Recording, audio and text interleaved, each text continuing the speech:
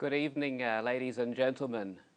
On the screen tonight, you'll see a picture that looks like some CGI, computer graphics, and I had someone ask me about this picture. Is that one a real picture? You should be able to see an aircraft shadow with a 360-degree rainbow around it, and that is actually a true picture. There's been no computer graphic enhancement at all. The little Grim Reaper on the right is an addition. I didn't see that one when I was flying. I have been a pilot with the Flying Doctors, and I had to use Photoshop to put the Reaper in there. But I do promise that the rainbow and the aeroplane are very real indeed. I'd like to share with you a story tonight about my work as an air ambulance pilot. I can tell you it is something very exciting and very soul-fulfilling to be able to help out when people are having a difficult time. And I'll start the story on a Thursday night. The date was April 3, and I had just recently landed a job with the Royal Flying Doctor Service. I was very excited, very enthusiastic, and just waiting to go out there and do something to help somebody. As practice for the beginning of our shift, I went through the various pre-flight planning before the shift commenced, so that if I were to receive a phone call, I would be well prepared, checking the weather, checking the notices, airspace restrictions, and also the various ground-based navigational aids, the radios that we use as a backup for our navigation. It's important for our pilots to be aware of what's happening so that we can better plan and better utilize all available resources in flight. The phone call came at 8:45 p.m. It was a code 1. That means it's the highest priority. Life is in imminent danger. A 10-year-old boy had been playing on the playground at school, and he had suddenly collapsed. He had been unable to breathe, and he began to lose colour. Fortunately, and this is a little bit fortuitous for the boy involved, it just so happened that an ambulance was right nearby, and within a minute or two of him collapsing, they were on the scene. This was a small town, country town, however, and when he was taken to hospital, it was quickly apparent that they did not have the resources that they needed to stabilize him. And that was where our phone call came in.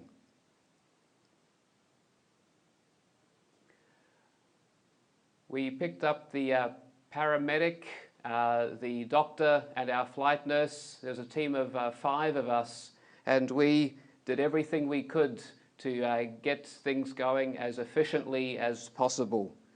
As I went to the airport, I met with the medical team. We discussed their medical requirements. They wanted a lower altitude on the way back. We have a pressurized aircraft, but they needed a sea-level cabin, which means that we would have to plan differently, some of the details with our fuel burn and our endurance calculations. As I pushed that power lever forward, I felt 1,200 horsepower jumping forward with us, eager to get there just as much as we were. And I can tell you, my adrenaline was pumping, my heart was pounding in my chest, and I wanted to be there as soon as I possibly could. All of us were wondering, can we cheat the Reaper? I'm going to come back to that story in just a few minutes.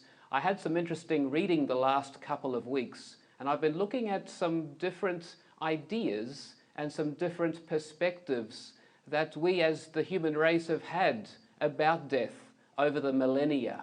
You see, as I'm sure you're well aware, death is not a new idea for any of us.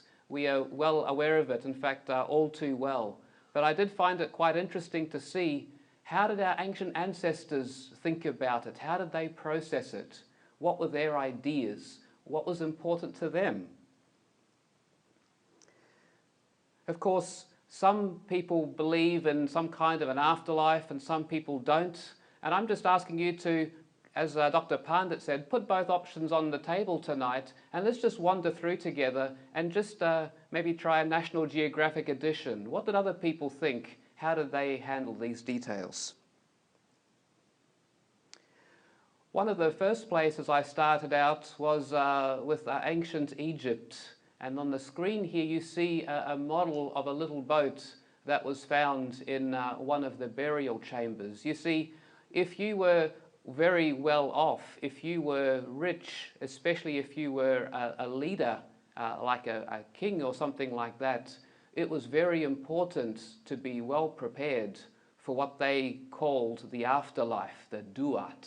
They wanted to make sure that they had ticked all the boxes and done all of the work they could as an insurance policy so that they could have a very happy and prosperous and enjoyable afterlife.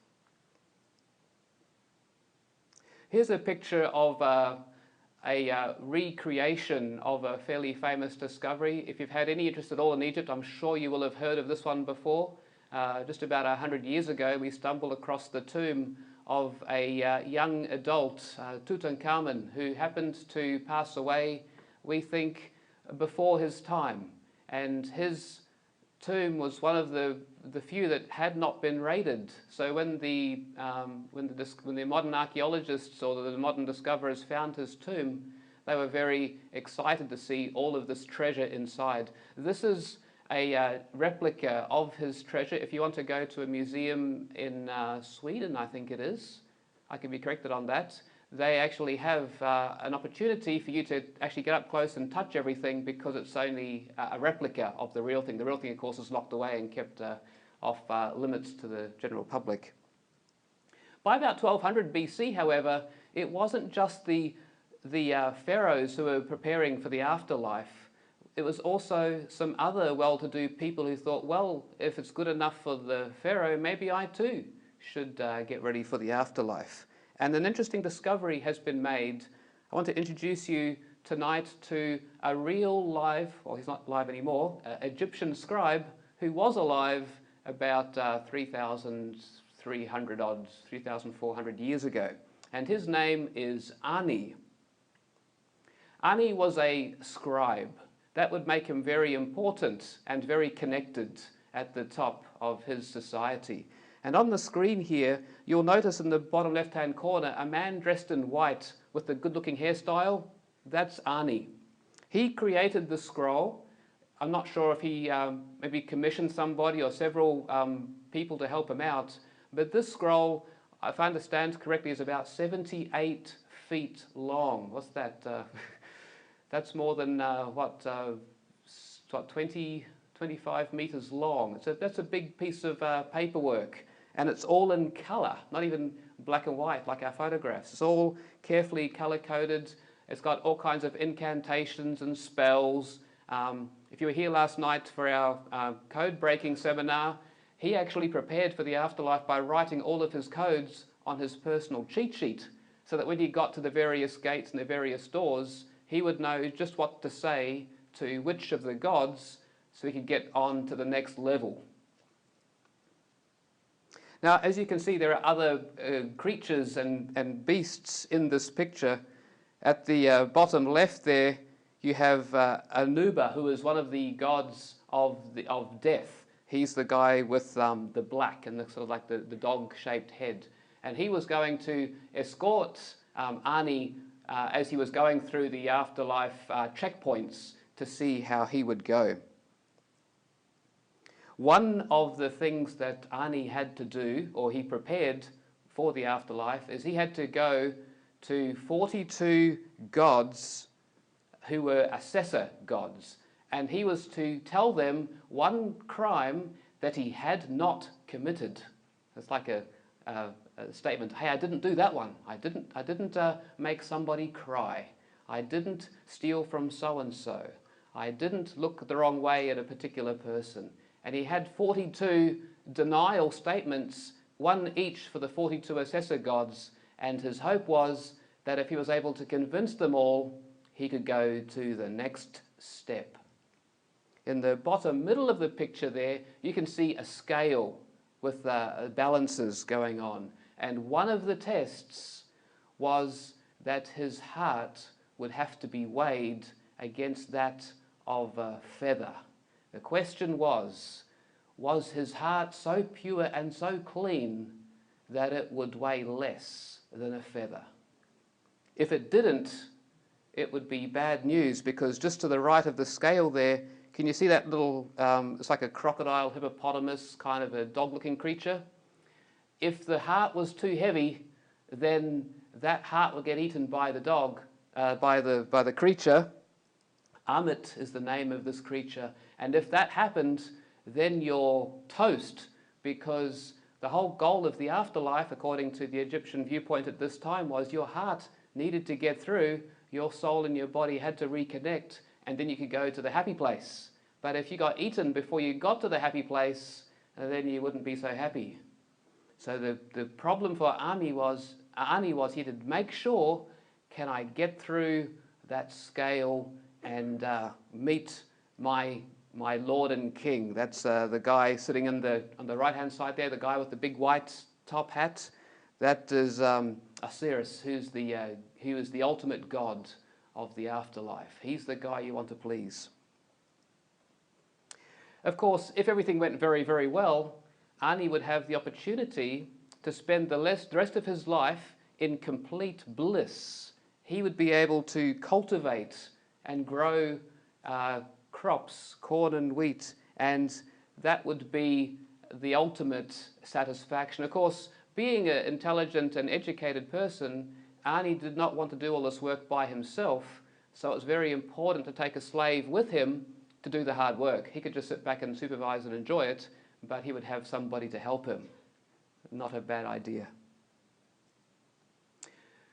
There are lots of other cultures and beliefs that have endured around the world, and each different place and time has different flavors. This particular one is a fairly famous discovery. If you have any interest in ancient Chinese history, the famous terracotta army has been discovered. What an incredible testament to planning and financial outlay and work to prepare himself for the afterlife. This gentleman, Qin Shi Huang, wasn't just going to go to the afterlife himself. He was going to take all of these terracotta figures with him, so that when he got to the afterlife, he'd have an army ready to go to meet his next exciting challenge. They also had lots of other artifacts and instruments and equipment, so that he would be well-resourced as well-staffed for the afterlife. That's a pretty good insurance policy, don't you think? There are several different beliefs, and of course, at different places and times there's been variations of this, but in one particular text I was reading, in some traditions there would be significant preparation of food, preparation of the body, and large amounts of trinkets and charms. Sometimes I've put in small-scale models of what would hopefully become full-scale resources in the afterlife, like that Egyptian boat. If we can go and put a miniature-sized one in there, that'll get the idea across for success in the afterlife. So a bit like the Egyptians, some people in the early Chinese background were seeing death once again as some kind of a gateway. Maybe we can get there and meet our loved ones, have a very happy existence. That's the kind of place that I'd like to go. All we have to do is transition through the door. In Northern Europe, another version or perspective about death and preparing for the afterlife comes from our Viking ancestors.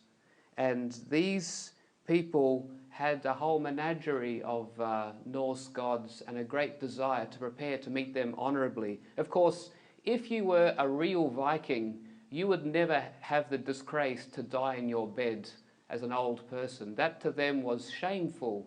An honourable way to die had to be in the middle of action, being daring and dangerous, hopefully in battle, and that was the way to go out. But of course, once you died, it was very difficult, it was not appropriate to go to the afterlife yourself, unaccompanied.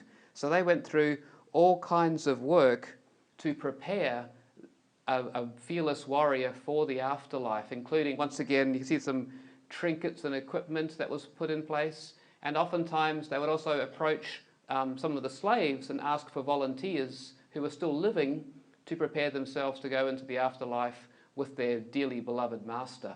Sometimes they'd have a fairly big bonfire. In some occasions they would prepare a Viking boat, and they'd prepare everything, put the deceased along with his equipment and along with some volunteers who had surrendered their lives to all be burned together and sail off into the proverbial fiery sunset. Very much a focus on ensuring that they were well resourced, well equipped and well prepared for a happier place. Perhaps one of the most famous, more recent testimonies to the value of human life in death is the tremendous monument here that Shah Jahan prepared for his dearly beloved bride. They were lovers from childhood. He proposed to her when she was only 14 years of age, and of course that was too young at that time to be married. So he had to wait 6 years and marry someone else first. But when 20 years old came along, this was his very dearly beloved wife. They had 13 children together, but unfortunately during childbirth for the 14th child, the dear wife began to bleed a lot, and she ended up passing away quite young. She was in her 30s when she passed away with her 14th child. Her husband was of course heartbroken and created what I believe to be one of the most fancy, extravagant, just a work of art. They spent 22 years making this incredible monument as a fitting resting place for his wife. Now, even though this is India, and this is a bit of trivia I didn't realize, the king and queen were Muslim, so they had a particular focus and a viewpoint about their afterlife. And if I understand it correctly, they too were really hoping and wanting the place of paradise to be fitting for the kind of queen that she had been. One more group of people I had a look at is the Mayan culture, and in particular, one particular temple here that has been looked at Palenque just recently. They've discovered a tunnel underneath this temple, and there's still a bit of conjecture as to what this tunnel is for, but the consensus seems to be that this tunnel is a gateway to the underworld, to the afterlife. And it seems like it seems to be plausible that the thought was that this is where the spirit could travel from where the final resting place of the body was to where they would believe they could connect with the afterlife. And there are similar passageways in other cultures too. I believe the pyramids possibly may have had something that's been speculated about. Now, death isn't just an issue for people of antiquity.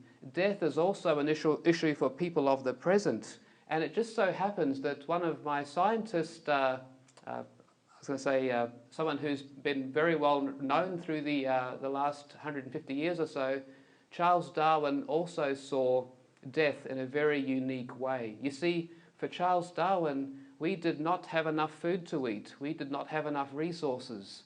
And in his mind, if we did not have some way of filtering and screening life, we would have disaster for every living creature on Earth.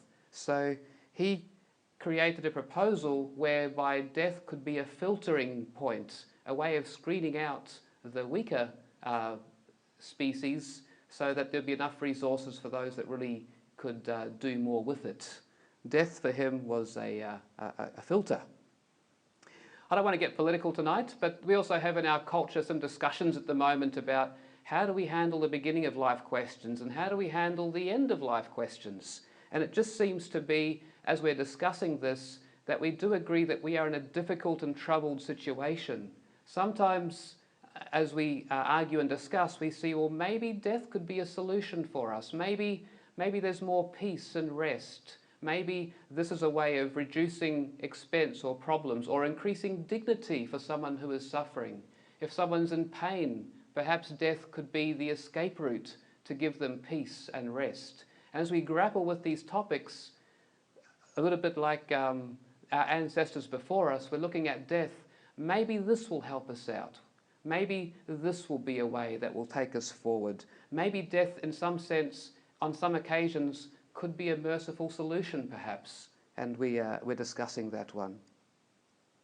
You know, even a Christian author, this is a gentleman who happens to be a physician, he says something very interesting. He says, and this is a book, it's a Gateway, he's talking about death. He says, "This book has been written with the hope that its readers may also come to know the proper place of death as a grand gateway in God's wondrous way for his children. Death is an essential element in his divinely designed plan of salvation." Wow. So it seems like there's something going on in this conversation here. Something about death makes us think a bit. Maybe death is normal. Maybe it's necessary. Maybe it's helpful. Maybe if we prepare for it right, we can have a better life than our current life. All these ideas are swirling around. But the question I'm pondering in my own mind tonight is, what did Jesus think of death? How did he see the Grim Reaper? According to what I found in the record, Jesus destroyed at least 2 funerals while they were in the process of occurring, and he prevented a third. He went so far as to become angry and frustrated and to weep with emotion with the details surrounding these events. And yet, for Jesus, one thing, if I read correctly, seems to be very clear. Death for Jesus was not a friend. Death for Jesus was not an ally, but an enemy. Here's a passage from John 11 which says, "Then Jesus said, 'Our friend Lazarus has fallen asleep, but now I go to wake him up.'" For Jesus, death wasn't a gateway, it was an interruption of a relationship.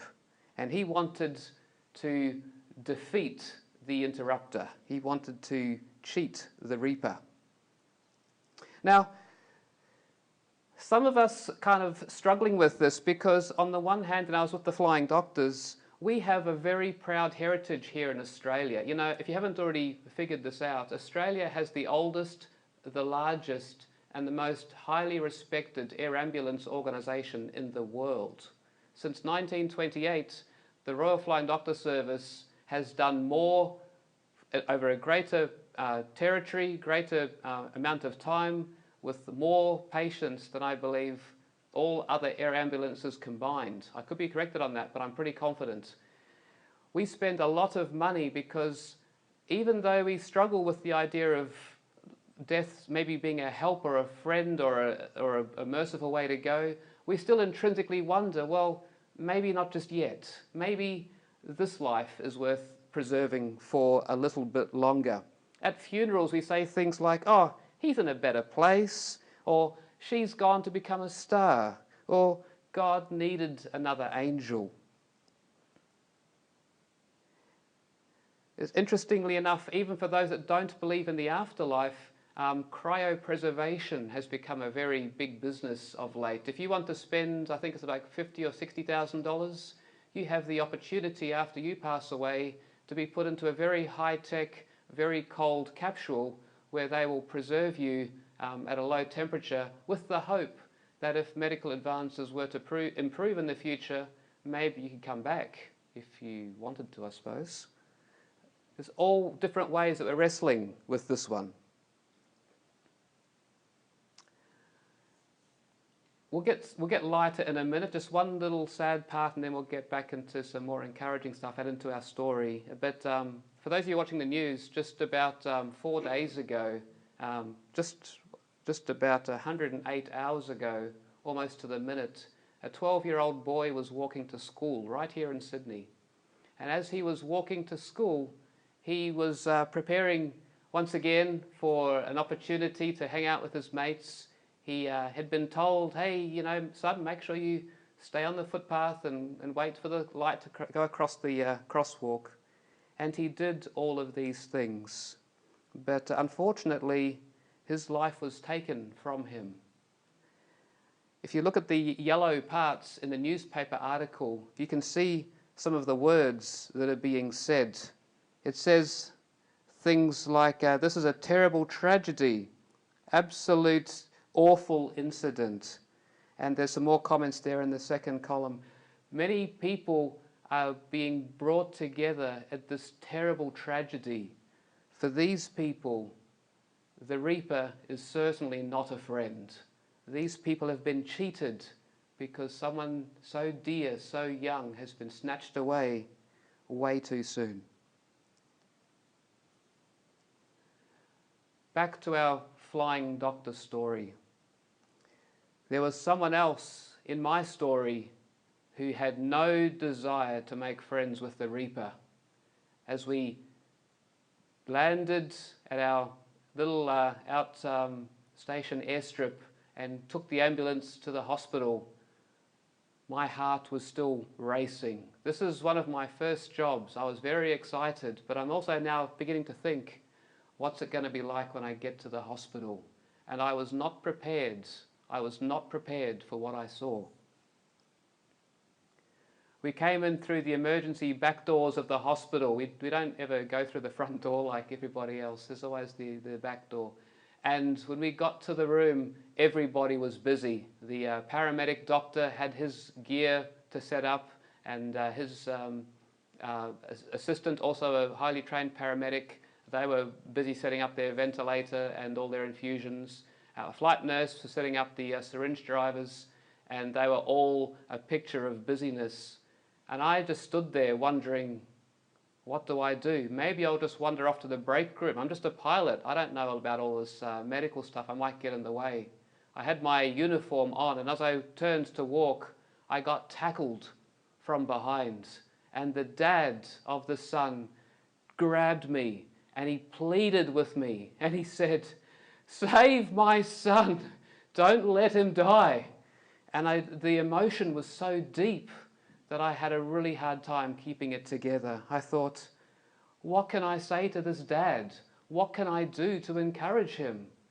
I tried to stumble a few words out like, yeah, we'll take care of him. He'll be all right. You know, these guys are as good as we've got. These are the very best in the state of South Australia. And that's the truth. But the dad wants to know, but is it enough? Is it going to be enough? And as we just held each other, he began to share with me, piece by agonizing piece, the detail of his afternoon. This is what he was doing when his phone rang. This is what he heard from the ambulance driver. This is what the first responders said. As he drove to the hospital, this is what he was thinking in his mind. This is what he called to tell his wife. This is the bag he's packed to come with us to the hospital.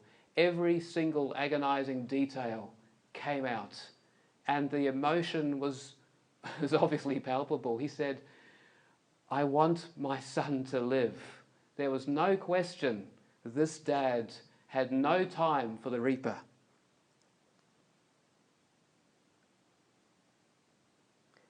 As we prepared for the flight, I had a very important job. My job was to fly the aeroplane. I too had a wife who was expecting a child very, very soon, and I could just try to imagine what it would be like to be a dad facing death's door for his dear son. But I just knew that I had to focus on flying the aeroplane. It was so hard. What's my originating scan? What's my battery voltage? How about the circuit breakers? It was all I could do to stop my brain turning around and thinking about the dad and the son and the team in the back seat. Thankfully for me, as I started the engine, everything went so noisy that I couldn't hear what was going on in the back. And that was a temporary relief for me to focus on the task at hand. There's no question at all that I wanted to do everything I could to get this guy back to Adelaide as quickly as I possibly could. I want to just share with you a promise, and then we'll jump back into our story in just a few moments. You know, there is a heavenly Father who cares about us even more than we care about our own children. And this is a promise that he says about his own children. He says, "See how much our Father loves us, for he calls us his children." It doesn't say those people are his children. It doesn't say if you have a certain religious background, those are his children. No, God says everybody on earth is his child. He values us as much, maybe even more, than that father loved his 10-year-old son. You know, for the ancients, and even in more recent times, death is seen as a place to go to a better place. Death is the kind of event that's so important that will even take the lives of living to accompany the dead. We'll spend millions of dollars, all we have, to prepare for what we hope and pray for is a better place. But throughout the Old Testament, God says life is important. People are important. Don't do those things. It's not death that's your savior. It's not the afterlife that you want to be focusing on. It's the people that you're with. It's your family. It's the people that you're closest to. It's their well-being that should be our first priority. Here's another promise that God says, "Look at the price of 2 sparrows. It's just 1 copper coin, but not a single sparrow can fall to the ground without your Father knowing it. And the very hairs on your head are all numbered. So don't be afraid. You are more valuable to God than a whole flock of sparrows." Wow, that makes us special. That makes us valuable. I bet you're wondering, did we cheat the Reaper? We got to Adelaide, I shut down the aircraft, and as the turbine spooled down to stop, the whoo, I could just hear all the noise starting back up in the back. It had been there all along, but now that my blanket noise had gone, I could hear what was going on in the back. The mechanical sound of the ventilator sounded like an angry steam engine. It was just eerie hearing the pulsating beeps and the random alarms as one particular parameter or another would go outside of the permissible range for the monitors. As we loaded this patient into the ambulance for the very last time, I watched the chest rise and fall, rise and fall, rise and fall. He was unconscious. He wasn't breathing by himself. The machine was doing it for him. Would we cheat the Reaper? Would he pull through? Would he last another 5 minutes? Would he last another hour? Maybe a year? Maybe 10? Maybe he's still alive today. I don't know what happened because of the privacy requirements for patients. So unless somebody thinks to write back later and tell me what happened, I don't get to know. But it got me to really thinking, even if we had cheated the Reaper, so what? The Reaper wins again anyway, ultimately, does he not? What have we achieved other than a short-term victory? But we have a Heavenly Father who says, I don't see the Reaper as the ultimate end of our destination. God says, I see the Reaper as a temporary obstacle. I see the Reaper as something that can be surmounted. I see the Reaper as someone who can be defeated. Jesus broke the power of death. And I just want to share with you a couple of passages as we close. It says this, "And now he has made all this plain to us by the appearing of Jesus Christ our Saviour. He broke the power of death and illuminated the way to life and immortality through the good news." We also have a question, well, how's this going to work? When's it going to take place? And I want to show you a passage. It says that death is asleep, but there's going to be a glorious morning when it will be time to wake up. The Lord himself will come down from heaven with a commanding shout, with the voice of the archangel. That's even more than a PC-12 engine. And with the trumpet call of God, the first believers who have died will rise from their graves. Then together with them, we who are still alive and remain on the earth will be caught up in the clouds to meet the Lord in the air. Then we will be with the Lord forever. So encourage each other with these words. I'm hoping we'll get some audio coming up here. I want to show you a video clip for about 3 minutes. In 2017, a bodybuilder by the name of Bob had a birthday. He was a very strong man. I had some pictures and some more details about Bob, but in trying to make contact with him, he made it clear that he would like his privacy respected. So I have permission to use this video clip, but I'm not able to share with you too much more, other than I can share this with you. He was known to be a bit of a jokester, and even though he was really tough on the outside, he has a really nice sense of humor and a soft heart. I would like you to watch carefully. Hopefully we'll hear the sound. If not, I'll stop it and play it again. We want to just pay attention to what goes on at Bob's birthday party. Happy birthday, dear Daddy. Yeah, okay. Happy birthday to you. How old are you now? Oh, there's something for you to open. I'm younger than you. Shush up. But I moved Like better. Happy birthday, baby, from all of us. Happy birthday. What is it? Put them on. Come on. Put them on. The sunglasses.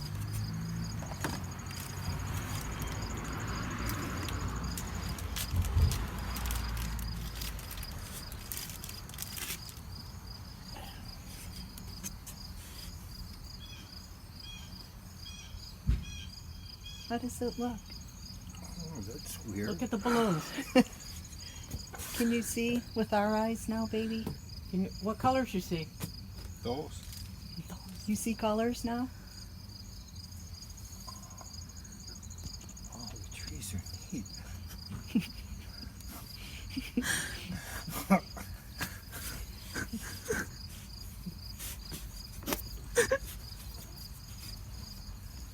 Now you have rose-colored glasses, I've done it baby. before.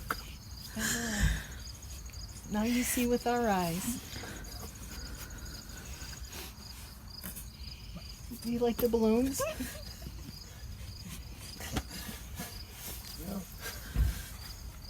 Yeah. Oh.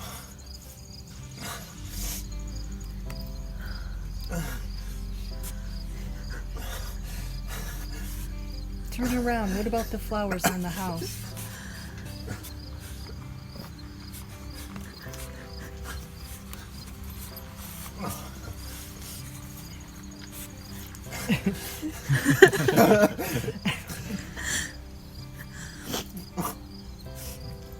Oh my goodness. Doesn't look like mud. It looks like brighter mud.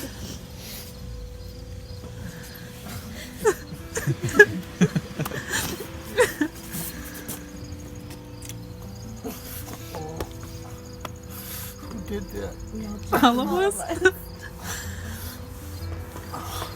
been wanting to do it for years, but Paula did it. That looks so weird. I bet it does. I haven't seen it forever. The trees look so... They don't even look real. Seriously, they look 3D. That one's changing colors up there. Oh yeah, orange. You can see that. Oh man. Dorothy. It is like the Wizard of Oz, isn't it? Man. It's definitely like the Wizard of Oz when you go black and white and all of a sudden you see color. You're not in Kansas anymore, baby. No, and you know what? What? A lot of that stuff is I sharp. did. But it's all zero. What color is Fluffy's house? It's like, Like a a yellow.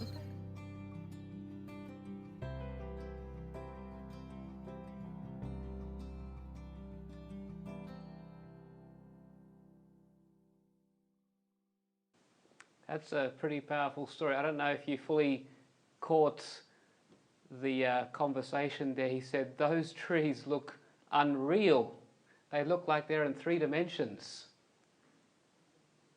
He had not seen colour like that in his whole life since birth. And for the first time at age 66, he was able to see things in colour. You saw the emotion as he experienced that. And that was just his eyes. Imagine if he'd seen someone that had passed away, that was his loved one, restored to full health. Imagine that kind of emotion. That'd be worth putting on YouTube, wouldn't it? Jesus has the keys to the grave. He promises, I am the living one. I died, but look, I am alive forever and ever, and I hold the keys of death and the grave. The only real hope for our Father from that rural town across the border is the only hope that you and I have. We may cheat the reaper temporarily, but if the reaper is not destroyed, it's only a hollow victory. We need someone who invented life to destroy death.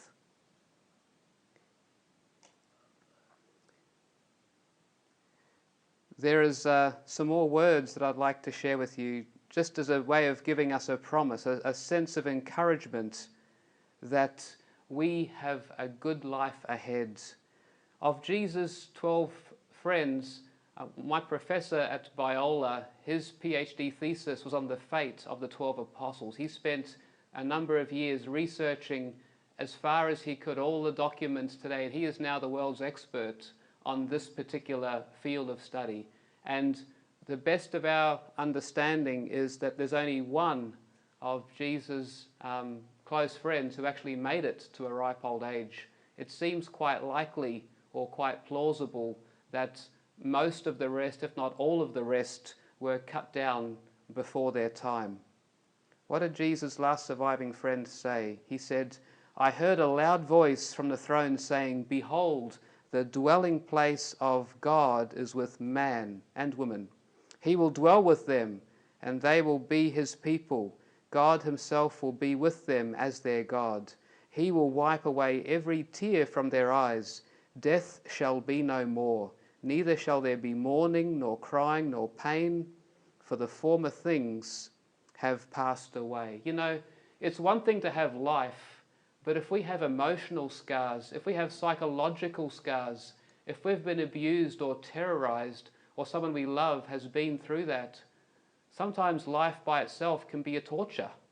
But the promise here isn't just to be ventilated and kept alive. The promise is that our whole mind will be put to peace, that the baggage of the past can be resolved, and that we are able to have a clean, fresh slate, not just physically, but psychologically as well. Then the death and the grave were thrown into the lake of fire. This lake of fire is the second death. Just as everyone dies because we all belong to Adam, everyone who belongs to Christ will be given a new life. For Christ must reign until he humbles all his enemies beneath his feet. The last enemy to be destroyed is death. I just want to ask you to ponder with me tonight. The first night we had a look at magic and we had a look at predicting the future. Last night we had a look at code breaking and whether or not that was important or relevant, how it would impact our life. Tonight we're wondering, is death inevitable? Is death a friend? Is death a solution? Does death help us out in some way? Admittedly, sometimes there's pain and suffering, and sometimes it's so bad that, yes, in the short term, death may be seen as a temporary mercy.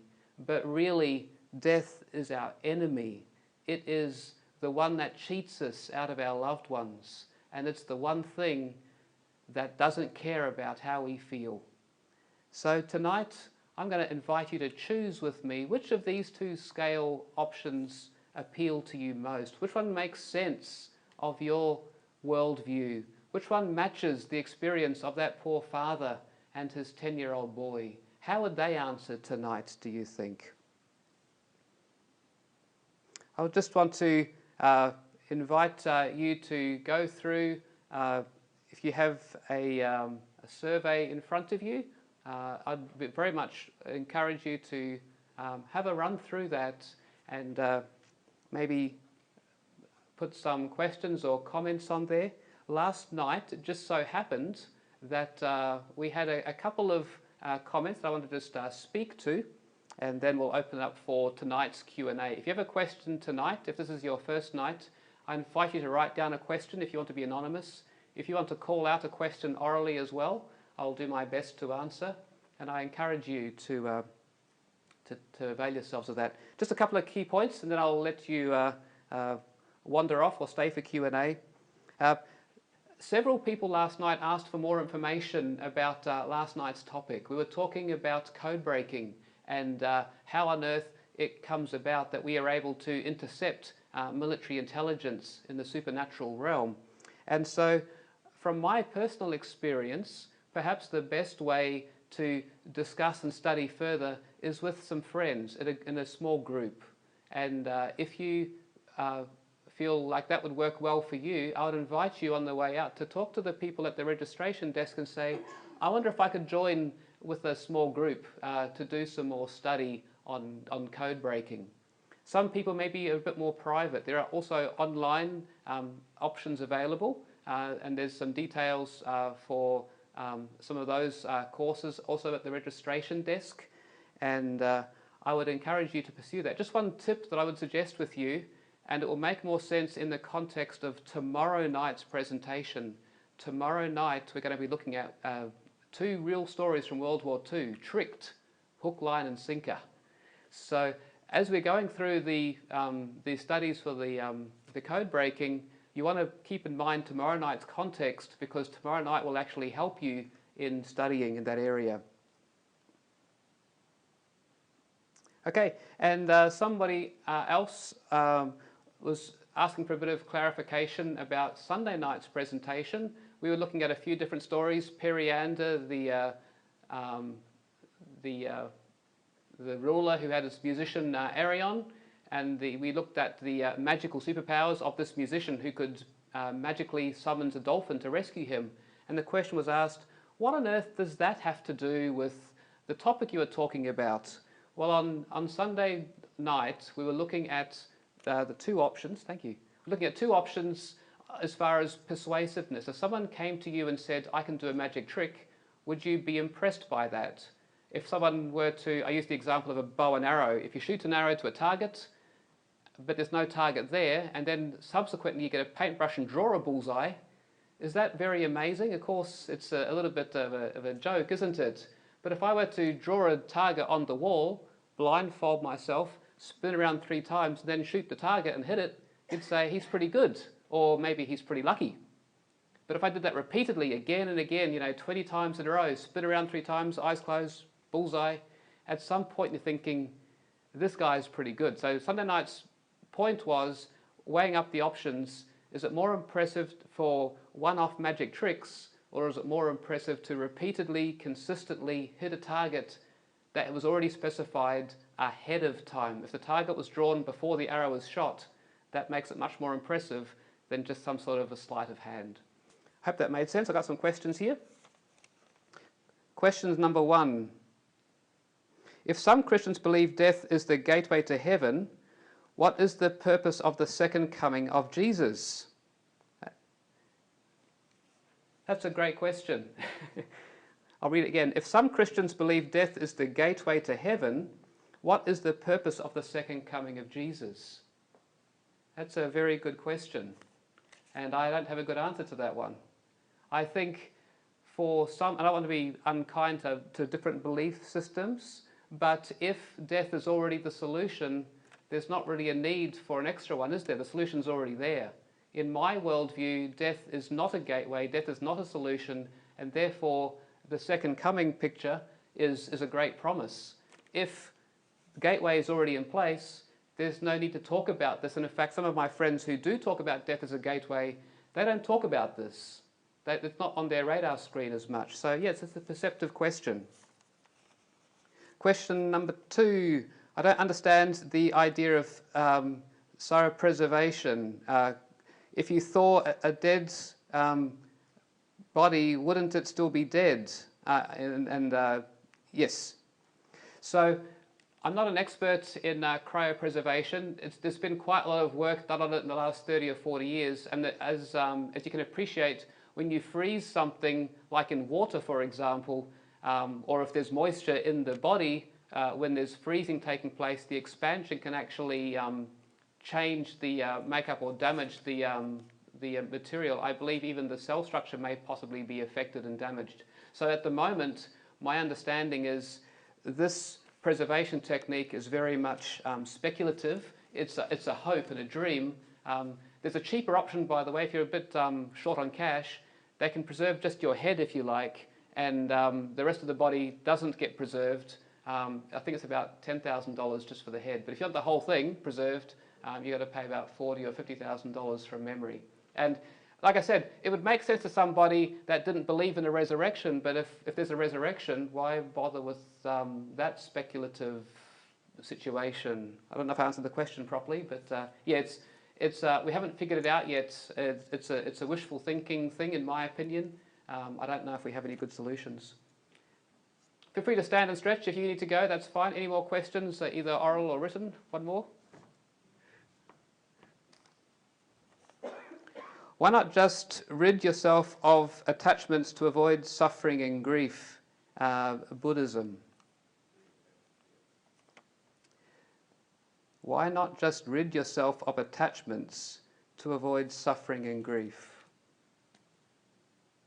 That's a good question. How would you respond to that? If someone came to you and said, hey, let's just distance ourselves from the material, physical, the temporal, the parts that attach to our physical body. Let's go to a spiritual state and forget about the temporal in some sense. How would that work in your estimation? Would that be a happy place to be, do you think? If we could turn off the grief switch, turn off the emotional pain and suffering switch, would that be a great place for you to be, do you think? Would you want to be there? It's like sending an email without any attachment.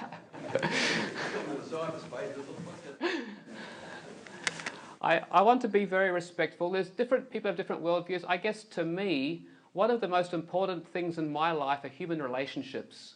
Human relationships are multifaceted. When I have a relationship with somebody special, there's physical touch, there's smell, there's sound. And if I turn off all of those senses so that I don't have to worry about the pain anymore, I'm also wondering, what about the relationship itself? If I truly do disconnect, as my friend Mick suggested, and don't have the attachment, maybe if that works for you, that's great. But I'd feel like I was being cheated. I would feel like I was missing out if that was me. So, yeah, I guess if you want to give that a go, disconnect and see if I understand. I'm not an expert in this worldview, by the way, so maybe I can be corrected. If I'm missing something, if I'm being flippant without fully appreciating the nuances, come and talk to me, straighten me out. But my tentative understanding is that I'd rather be fully connected. Any other questions, verbal or written? I don't know if I have the answer, but I'll give it a go. Yes? What's the point of the second resurrection, really? Good question.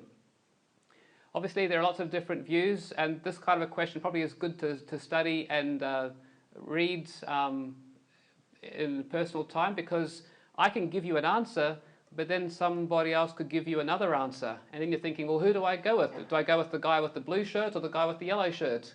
So I'll give you a blue shirt response, but I would encourage you to read and study. The Bible actually talks about death as being in several different senses. Obviously, when we die as human beings, there's a physical, immediate, temporal death.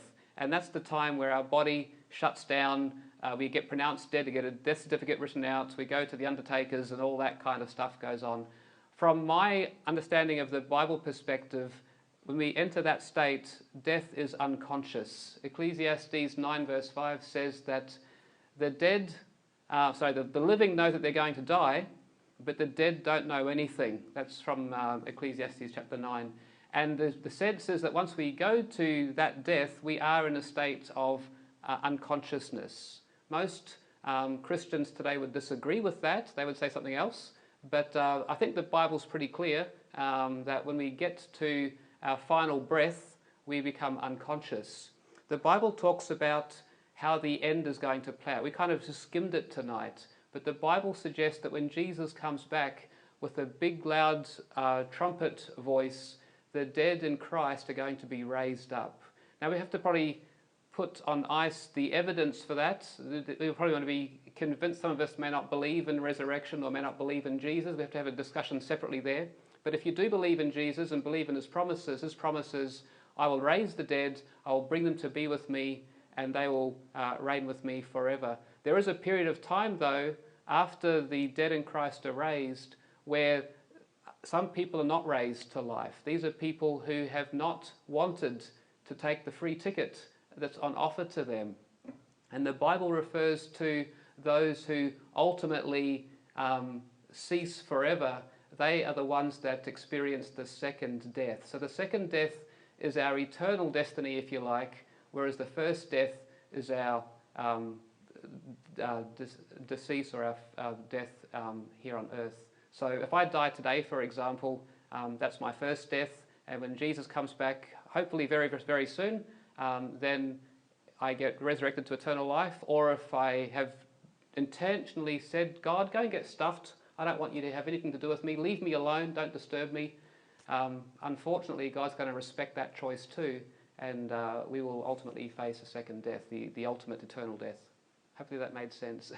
It's a bit of a long topic, that one, a lot of details, maybe a lot of questions, so it's one to go nice and slow and read nice and deep. There's plenty out there to have a look at in the Bible.